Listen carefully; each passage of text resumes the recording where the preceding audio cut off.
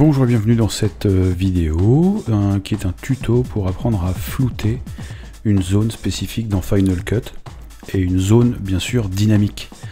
Là en l'occurrence quand je fais des essais de moto, quand je roule à moto, il m'arrive de filmer effectivement la route pour faire un petit peu d'intrusion, enfin pas d'intrusion mais de donner envie un petit peu à partager mes balades, et il peut arriver que je dépasse un tout petit peu les limitations de vitesse, comme là, voilà, on le voit sur cet écran par exemple, que c'est limité à 110 et je roule à 115. Une fois qu'on a dit ça, ce qui nous intéresse aujourd'hui, c'est pas la sécurité routière, c'est de apprendre à flouter une zone de l'écran sur Final Cut Pro X. J'ai donc expliqué dans l'article sur jérômevosgien.fr, dans l'article j'ai bien expliqué comment est-ce qu'il faut installer, et en plus installer avec une licence gratuite le logiciel, enfin c'est pas un logiciel, en fait c'est un plugin de Final Cut qui s'appelle SliceX et qui est délivré par CorelMelt. Ok, donc j'explique dans mon article comment installer ce logiciel, enfin ce plugin avec une licence gratuite. Ok, j'ai rencontré lors de ma dernière installation un nouveau souci que j'avais pas eu avant, qui est effectivement la problématique du processeur Mac M2, parce que là j'ai un Mac M2 que j'avais pas avant, et en fait il y a une solution à ça. Donc ça fonctionne pas hein, si vous installez CorelMelt, enfin en l'occurrence SliceX sur votre Mac M2, ça va pas fonctionner. Vous allez avoir un drapeau rouge là à cet endroit là avec une alerte comme quoi ça fonctionne pas, et en plus vous avez au lancement de Final Cut Pro, vous avez une pop-up qui vous dit qu'il y a un module qui est pas à jour, et CorelMelt aujourd'hui ne le met pas à jour. Donc la seule solution pour ça, c'est de simuler le lancement de Final Cut Pro X en Rosetta 2, en mode Rosetta 2, d'accord. Donc j'explique aussi dans mon article comment on lance le mode Rosetta 2. Donc voilà, si vous voulez en savoir plus sur l'installation, il faut aller sur jérômevosgien.fr et rechercher comment flouter une zone dans Final Cut Pro X. Passons directement à l'utilisation de ce plugin. Voilà, donc par exemple, alors si vous voulez, là on voit j'ai ma timeline. Là vous avez effectivement les effets, donc là vous avez les différents effets. Alors quand vous installez le plugin free de CorelMelt, en fait vous installez trois choses: DriveX, SliceX et TrackX. Aujourd'hui on se concentre sur SliceX, ok. Et là, nous, ce qui va nous intéresser, c'est cette partie-là qui va être de flouter effectivement une partie. Vous voyez, on le voit tout de suite à l'écran. Donc là, c'est dans les effets que vous allez trouver ça ici. Ok. Allez, on a la timeline. Donc là, j'ai droppé un bout vite fait de mon fichier vidéo. Et alors, vous n'êtes pas obligé, parce que ça prend beaucoup de temps en traitement. Hein. Ça prend énormément de temps en traitement, donc il faut pas, faut vraiment flouter que le moment où vous avez besoin. Et vous allez voir que c'est assez long quand même. Donc là par exemple, alors on va dire que, allez, au-dessus de 110, allez on va dire là, voilà, je vais prendre un exemple ici, assez rapide quand même, CTRL B pour couper, et puis on va aller jusque là, voilà, CTRL B à nouveau. Donc vous voyez, là j'ai isolé cette partie de la vidéo. Ok, donc maintenant je vais prendre mon blur ici, mon blur shape mask, et je vais le dropper sur la partie que je veux flouter. Ok, on est arrivé là, alors là il faut bien...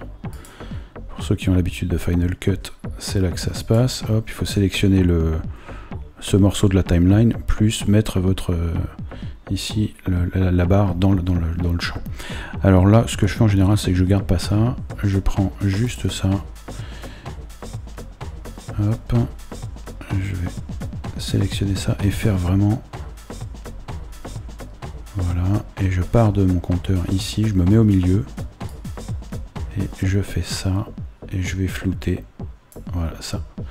Donc là on est sur la première image, et en fait le job de SliceX, c'est d'aller capter toutes les images de la vidéo, et d'adapter effectivement ce champ flou, de l'adapter partout. Donc une fois que vous avez bien sélectionné votre espace ici à flouter, il est question d'aller flouter chaque image de l'enregistrement, ici sur la vidéo, et pour faire ça il faut appuyer ici sur T. Donc là je le lance, et voilà, vous voyez, hop, ça fait un floutage dynamique. Donc là c'est une très courte séquence pour aller très vite, mais quand vous avez beaucoup de vidéos et beaucoup de séquences à faire, bon, bah forcément ça prend beaucoup plus de temps à la génération des rendus. Alors...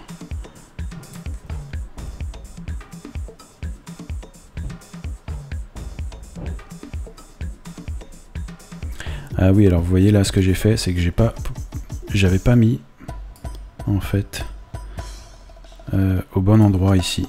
Donc quand vous commencez à faire votre sélection ici de fichiers, enfin de cet espace dans votre timeline, il faut bien mettre votre curseur au départ, sinon il l'a pas bien mis. Donc là, je vais le repositionner. Voilà, c'est un cas d'école en direct live. Bim, voilà. Donc là, du coup, je sais pas s'il refait toute la vidéo ou s'il refait... Voilà, il fait juste ça. Voilà, donc là ça va quand même relativement vite parce que c'est une toute petite séquence, une toute petite partie de la vidéo. Voilà. Mais effectivement sur des grosses vidéos, bon bah ça peut prendre un certain temps. Alors attention, sachez aussi que si jamais vous relancez votre montage avec la version normale de Final Cut Pro, vous allez vous retrouver avec le truc rouge là, avec le gros attention, le gros signe attention. Et ici c'est pareil, vous allez plus voir votre vidéo, ça va être caché parce que le plugin n'existe pas en fait.